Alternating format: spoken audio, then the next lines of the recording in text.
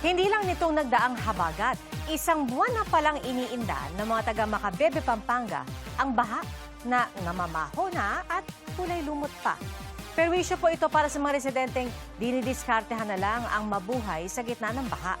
Ang araw-araw nilang sitwasyon alamin sa live na pagtuto ni Bea Pinlac. Bea? Pia, maghapong pabugso-bugso ang buhos ng ulan dito sa Macabebe, Pampanga. Pero sabi ng mga residente, umaraw man o umulan, matagal na nilang problema ang matinding pagbaha. Aakalain mong itinayo sa gitna ng dagat ang bahay ng senior citizen na si Florita sa Barangay San Roque, Macabebe, Pampanga. Halos isang buwan na nilang problema ang kulay lumot na tubig.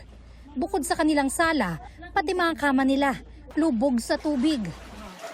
Ngayon, nakikitira sila sa kabilang bahay na may ikalawang palapag. Wala kang magawa. Nagaganyan lang, di ba? Siguro, matatapos din to, di ba? Nababad na rin sa baha ang unang palapag ng bahay ni Marvin. Gumawa na siya ng tulay na diretso sa second floor. At least hindi na yung katulad dito. Kasi pag diyan ka dumaan, pati yung lahat ng amoy niyan, nasa iyo na rin eh. Medyo mahirap. Wala na, talagang pasira na yan. Pabigay na yan. Pero nadadaanan pa yan. Kung hindi lulusong sa lagpas tuhod na baha, dumidiskarte na ang mga residente para makalabas-masok ng barangay.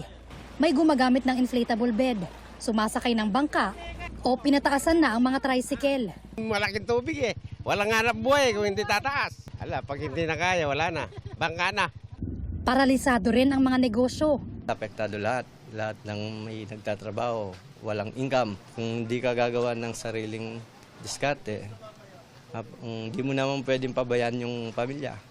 Ayon sa Macabebe LGU, ito ng pinakamataas na bahang naranasan nila ngayong taon. May mga barangay na talagang hindi na nasisilayan ng mga kalsada. Geographically, kami yung nasa baba ng Pampanga River. So kahit tumigil na yung ulan, yung tubig galing sa upstream, continuous yung pagbaba nun. Yung town namin is affected ng land subsidence. Year on year, bumaba yung lupa namin. So yung tubig, yung tubig talaga is nag-i-stay na sa amin. Hindi na siya nawawala. Yung mga river system namin, silted din dahil sa pagputok ng pinatubo before, which is until now yung lahar, bumababa pa rin po sa amin. Nakikipag-ugnayan na ang Macabebe LGU sa private sector at DPWH para sa dredging ng bahagi ng Pampanga River. Pero humihingi rin sila ng tulong sa national government. Sana magkaroon ng comprehensive study sa yung pagbaba ng lupa at saka yung management ng tubig upstream para hindi kami ganong affected sa baba. Kasi ever since ma'am, annually, naging part na ng buhay namin yung bahay. But ngayon, mas lumalala ngayon. Bagamat ito na ang kinalakhan ng mga residente, hindi nila hangad na ipamana sa mga anak at apo nila ang pamumuhay sa baha. Nag-invest sila ng mga for the future ng mga anak nila sa ibang lugar na hindi na dito sa Macabebe. Pero gusto pa rin namin dito. Ang national dapat silang gumawa ng paraan, no? Para magkaroon ng ng labasan yung tubig. Yung forever solution, hindi kasi pwede yung tambak lang ng tambak sa daan, tambak. So kawawa din yung mga may bahay. No? Pero ang iba, tila nawalan na ng pag-asa.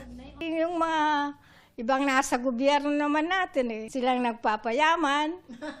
Yung mga taong naghihirap, wala, basta ang bulsa nila, kurakot, yun, ewan ko. Hindi na ata maayos yung natin, ganyan na talaga.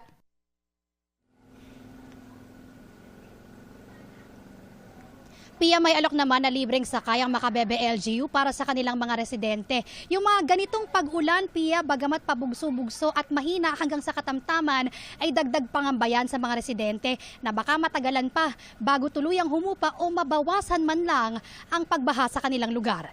Yan ang latest mula rito sa Macabebe, Pampanga. Balik sa'yo, Pia.